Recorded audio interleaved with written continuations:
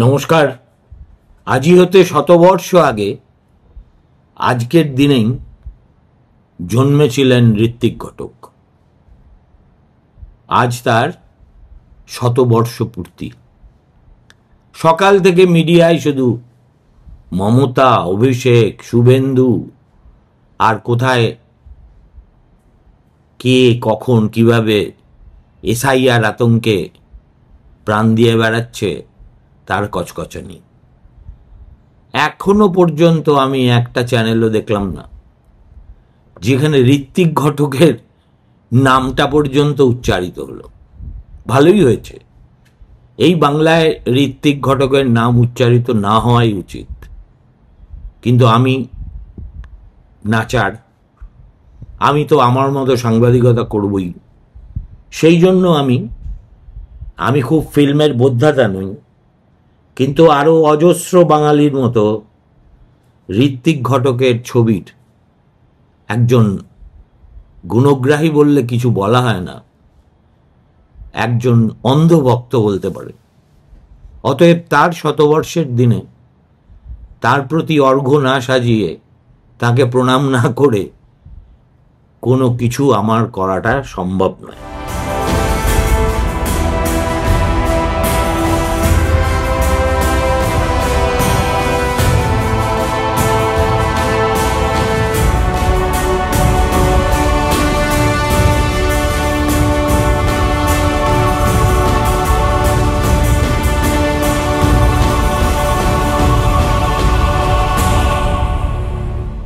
দেখুন,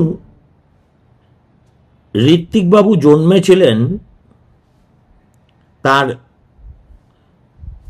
জন্মেছিলেন ঢাকায়, কিন্তু বড় হয়েছিলেন রাজশাহীতে, পদ্মা নদীর পাড়ে।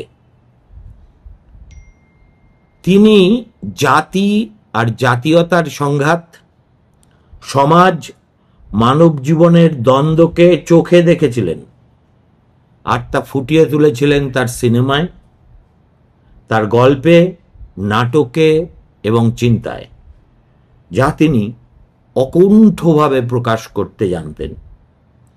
আজ যখন পৃথিবী জুড়ে জোর করে বাস্তুচ্যুতির ঘটনা একের পর এক ঘটে চলেছে, তখন তার কাজ মনে হয় যেন আরো প্রাসঙ্গিক।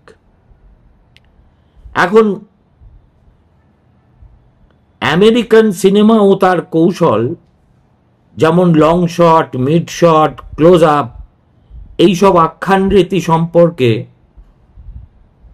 ঋত্বিকের কোনো ধারণাই ছিল না। তিনি সেসব অনুসরণ করার মানুষও ছিলেন না। তিনি বরং থিয়েটার থেকে শেখার চেষ্টা করেছিলেন। মিজ আঁসেন ব্যবহার করতেন। সেটা নাগরিকে যেমন দেখা যায়, তার প্রথম ছবি হয়তো কিছুটা কাঁচা, হয়তো খানিকটা অপেশাদার, আবার অযান্ত্রিকেও, যা কিন্তু একেবারে আন্তর্জাতিক মানের ছবি ছিল। দুটি ছবিতেই, কিংবা বলা যায় তার সব ছবিতেই লক্ষ্য করলে দেখা যাবে প্রচুর লো অ্যাঙ্গেল শট।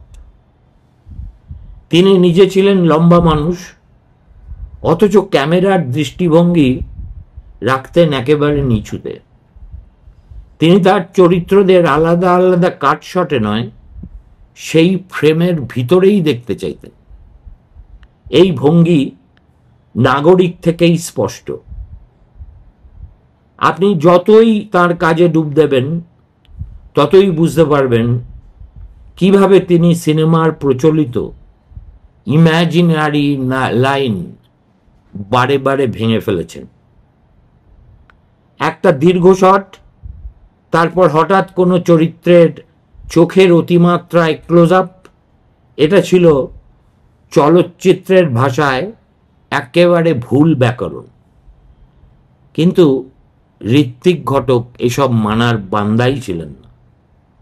তার কাছে সিনেমা ছিল একটা না এক সৃজনশীল প্রক্রিয়া, যেখানে ব্যাকরণ যেমন নিজের জায়গায় থাকে, তেমনি তাকে পদে পদে ভাঙারও অধিকার থাকে। আদুর গোপাল কৃষ্ণন, কুমার সাহানি, মানি কাওল, যারা পুনের ফিল্ম ইনস্টিটিউটে তার ছাত্র ছিলেন, তারা অনেকেই বলেছেন তিনি নাকি বলতেন, সিনেমার ব্যাকরণ শেখো শুধু তা ভাঙতে শেখার জন্য। তিনি উদাহরণ দিতেন জেমস জয়েসের ইউলিসিসের। প্রথমবার কেউ সেই বই পড়লে বুঝতে পারবে না, কিন্তু যত পড়বে তত টের পাবে জয়েস ভাষার ব্যাকরণ এত গভীরভাবে আয়ত্ত করেছিলেন যে সেটি তিনি নিজের মতো করে ভাঙতে ভাঙতে এগোতে পেরেছিলেন।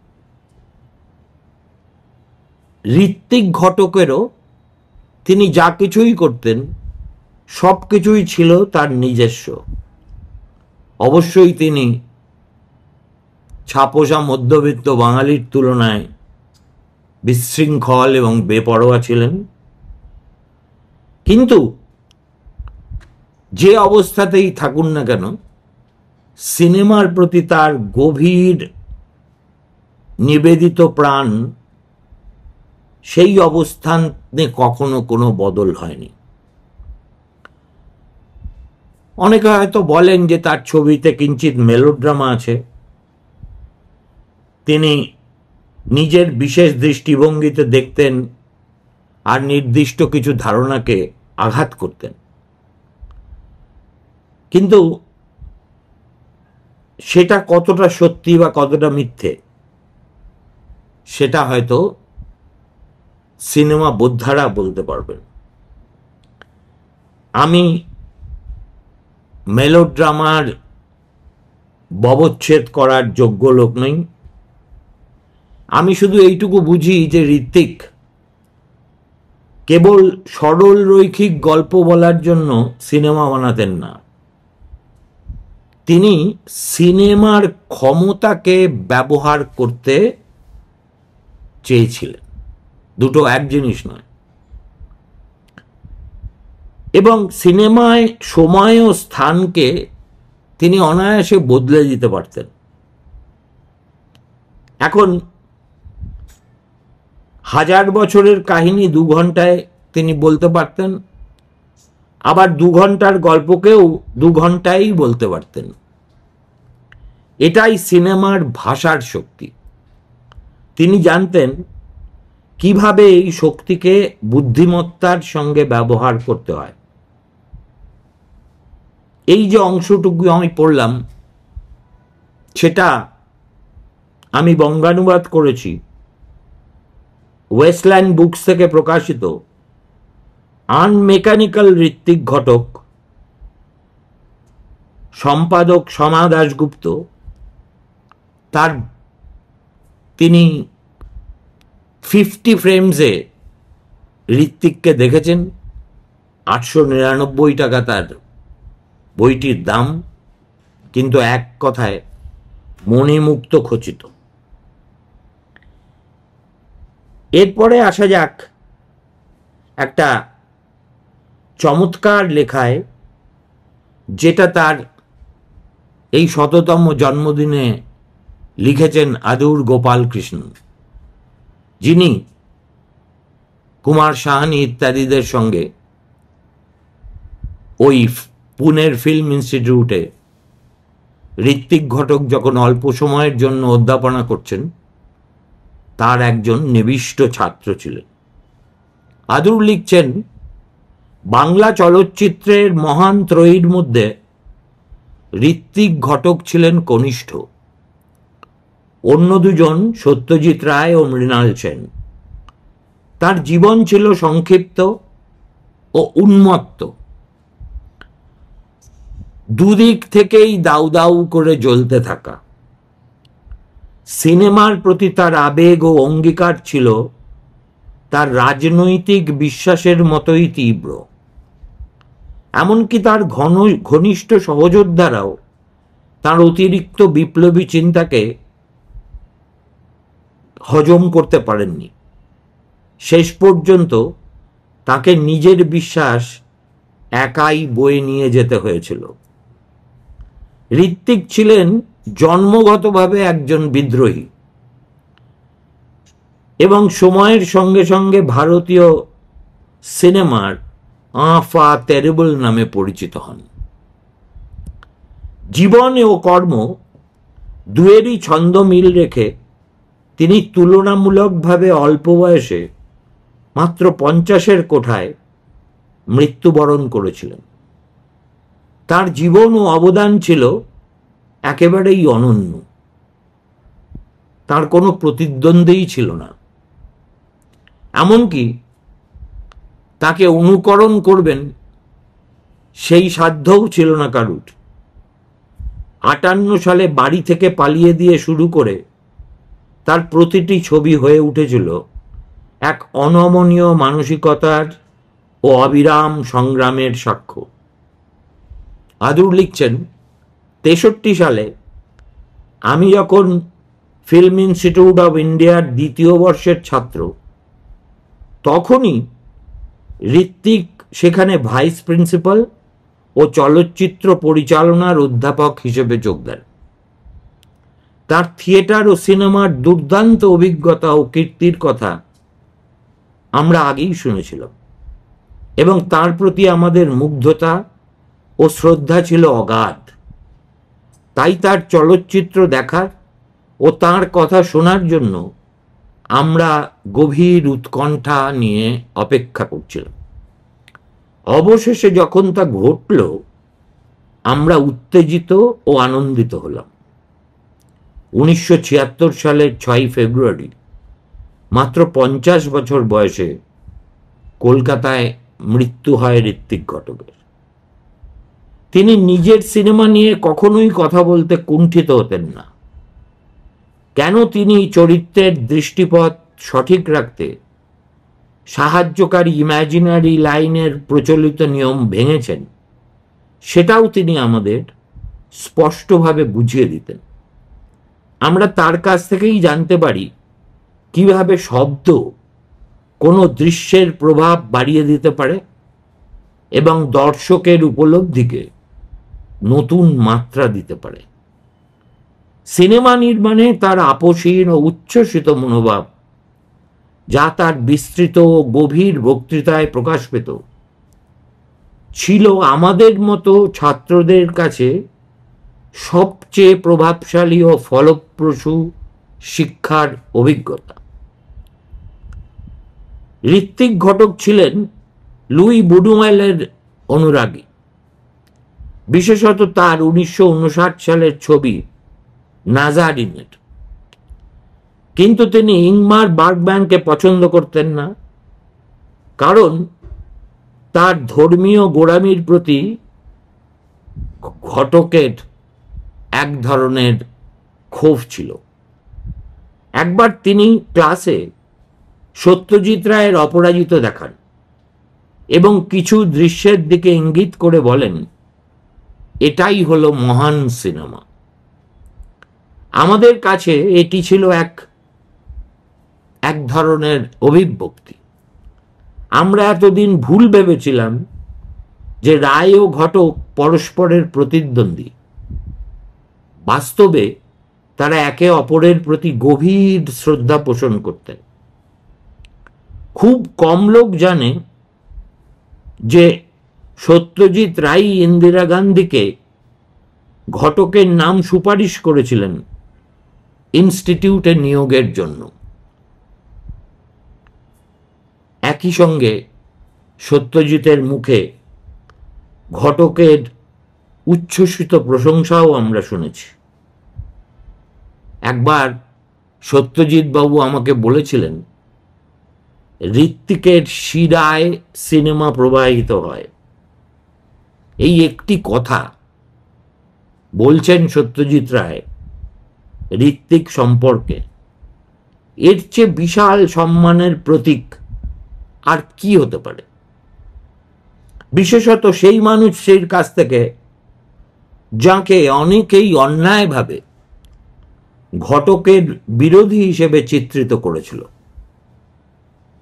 সত্যজিৎ বাবু একবার আমাকে একটি বেদনাদায়ক ঘটনার কথা জানিয়েছিলেন। ঋত্বিকের মৃত্যুর পর তিনি তার দেহে পুষ্পার্পণ করতে হাসপাতালে গিয়েছিলেন। ওয়ার্ড থেকে বেরোনোর সময় কিছু তরুণ সত্যজিৎ বাবুকে আঙুল তুলে বলে ওঠে, তুমি ওকে মেরে ফেলেছ। 10 বছর পরে ইনস্টিটিউট থেকে পাশ করার পর আমি দিল্লির এক চলচ্চিত্র উৎসবে ঋত্বিক বাবুর সঙ্গে একই মঞ্চে ছিলাম। ভাবলাম আমার শিক্ষককে একটা প্রণাম করি। আমি এগিয়ে গিয়ে বললাম, স্যার, আমি ইনস্টিটিউটে আপনার ছাত্র ছিলাম, মনে আছে আমাকে? তিনি মাথা তুলে এক অনিশ্চিত দৃষ্টিতে তাকিয়ে বললেন, না, এখানেই কথার শেষ। এখন ঋত্বিক বাবুর গভীর বেদজ্ঞান এবং ভারতীয় সংস্কৃতি সম্পর্কে ধারণা আমাদের অনেককেই মুগ্ধ করেছিল। বঙ্গভাগ ও তার মানবিক বিপর্যয় তার ছবিতে এসেছে বারে বারে। তা হয়ে উঠেছিল তার স্থায়ী আচ্ছন্নতা। সাধারণ মানুষ তাকে প্রায় মদ্যপ হিসেবে চিহ্নিত করত, কিন্তু কখনোই তিনি ক্লাস নিতে মত্ত অবস্থায় আসেননি। আমি বরং মুগ্ধ হতাম যখন দেখতাম তিনি হাতে নতুন নতুন বই নিয়ে আসছেন।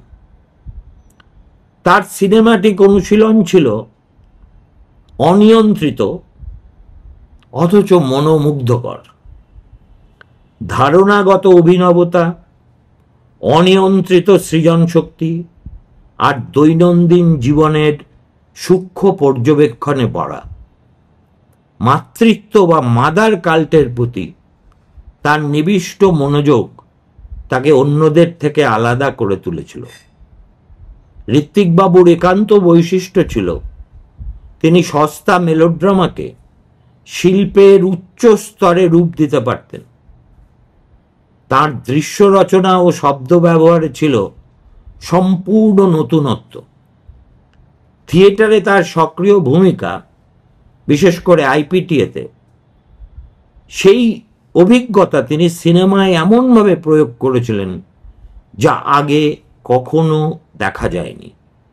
একটা দৃশ্য লিখিত চিত্রনাট্য অনুযায়ী করা যায় এবং তা বার্তাও পৌঁছে দিতে পারে, কিন্তু ঋত্বিক বাবু সেটি সম্পূর্ণ ভিন্নভাবে করতেন। অপরিচিত অ্যাঙ্গেল, লেন্স, আলো, ফ্রেম, জাম্প কাটের মাধ্যমে দৃশ্যে দিতেন এক অদ্ভুত তাড়না ও আবেগ, যখন অন্যরা মসৃণ সংযোগকে আদর্শ মনে করত। শব্দ তার চলচ্চিত্রের দৃশ্যের মতোই গুরুত্বপূর্ণ ছিল। তিনি মনে করতেন শব্দ কেবল পরিবেশের ইঙ্গিত নয়, নাটকীয় প্রভাব সৃষ্টি করারও অস্ত্র। তার সাউন্ড ট্র্যাক ছিল বিভিন্ন স্তরে বিন্যস্ত।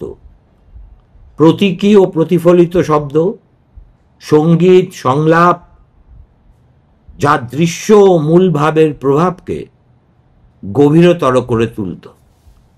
এমনকি তিনি নিজের সিনেমার সঙ্গীত নিজেই রচনা করতেন। তার 8টি ছবির মধ্যে মেঘে ঢাকা তারা, সুবর্ণরেখা, অযান্ত্রিক, বিমল রায়ের মধুমতির গল্প ও চিত্রনাট্য লিখেছিলেন তিনি নিজে। সেটি হিন্দি সিনেমার এক শাশ্বত ক্লাসিক। এর গল্প, শেষের টুইস্ট, অভিনেতা অভিনেত্রী, গান, প্রেম ও ট্র্যাজেডির আবহ, সব মিলিয়ে দুই মহৎ নির্মাতা ঋত্বিক আর সত্যজিৎ রায়ের সহযোগিতায় সৃষ্টি হয়েছিল এক জাদু। অতীতের স্মৃতি ফিরে এলে বুঝি আমি যখন ঘটকের অনুরাগী ছিলাম, তার সঙ্গে কোনো ব্যক্তিগত সম্পর্ক গড়েই ওঠেনি। ক্লাসের বাইরে আমি তাকে কখনো দেখিনি, সম্ভবত আমি অতিরিক্ত লাজুক ছিলাম বলে। আমার জুনিয়র মণি কৌল ও কুমার সাহানি কিন্তু তার খুব কাছাকাছি চলে এসেছিলেন। তারা নিজেদের ঋত্বিক বাবুর বিশ্বস্ত শিষ্য, প্রায় প্রেরিত বলে ভাবতেন। অদ্ভুত ব্যাপার, ঋত্বিক বাবুর জীবদ্দশায় তার কোনো চলচ্চিত্র কোনো আন্তর্জাতিক উৎসবে অংশ নেয়নি। তিনি নিজেও কখনো বিদেশে যাননি, কিন্তু তার অকাল প্রয়াণের পরেই দেখা গেল আন্তর্জাতিক চলচ্চিত্র উৎসবগুলিতে তার ছবির উপর রেট্রোস্পেক্টিভ শুরু হয়ে গেছে। ইনস্টিটিউট থেকে পাশ করার 10 বছর পর আমি আবার এক উৎসবে তাকে একই মঞ্চে দেখি। আমি শ্রদ্ধা জানাতে গিয়ে বললাম, স্যার, আমি আপনার ছাত্র ছিলাম, মনে আছে? তিনি তাকিয়ে, সন্দিগ্ধ দৃষ্টিতে তাকিয়ে বললেন, না। সেখানেই গল্পের ইতি। ভালো থাকবেন, নমস্কার।